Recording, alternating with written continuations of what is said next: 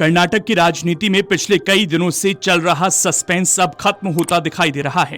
मुख्यमंत्री पद से सिद्धरमैया के हटने के बाद कांग्रेस के भीतर नए नेतृत्व को लेकर तेज हलचल शुरू हो गई है। दिल्ली से लेकर बेंगलुरु तक बैठकों और रणनीति का दौर लगातार जारी है। कांग्रेस हाईकमान अब सत्ता परिवर्तन की प्रक्रिया को अंतिम रूप देने में जुटा हुआ है। इसी कड़ी में शनिवार शाम 4 बजे कांग्रेस विधायक दल की अहम बैठक बुलाई गई है, जिसमें नए मुख्यमंत्री के नाम पर औपचारिक मोहर लग सकती है।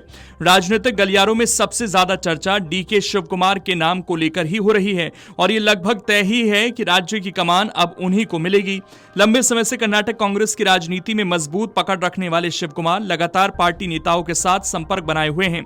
दिल्ली दौरे के दौरान भी वो होटल में वरिष्ठ नेताओं के साथ बैठक करते नजर आए। माना जा रहा है कि सरकार के नए स्वरूप और मंत्रिमंडल की रूपरेखा पर गहन मंथन चल रहा है। इस बीच उनका सिद्धरमैया के लिए लिखा एक भावुक मैसेज भी काफी ज्यादा चर्चा में है।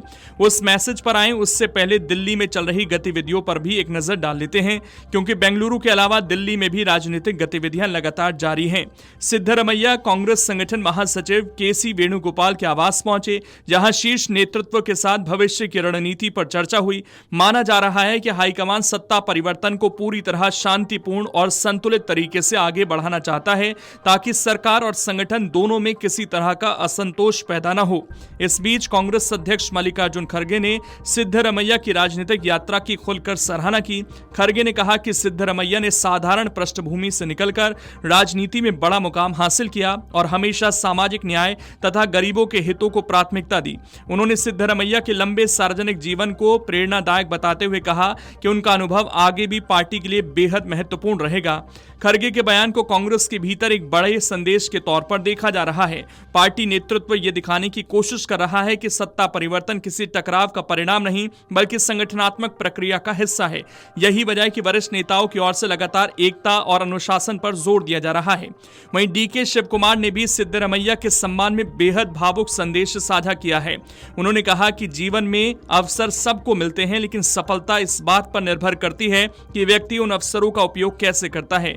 शिवकुमार ने कहा कि सिद्धरमैया ने गांव से निकलकर मुख्यमंत्री पद तक का सफर तय कर यह साबित किया कि मेहनत और संघर्ष से हर लक्ष्य हासिल किया जा सकता है। शिवकुमार ने अपने संदेश में यह भी कहा कि सिद्धरमैया का मार्गदर्शन आगे भी पार्टी और राज्य दोनों के लिए प्रेरणा बना रहेगा।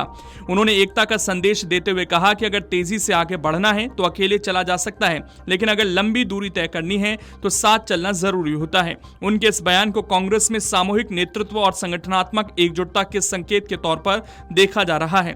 अब सबकी नजर शनिवार शाम होने वाली विधायक दल की बैठक पर टिकी हुई है।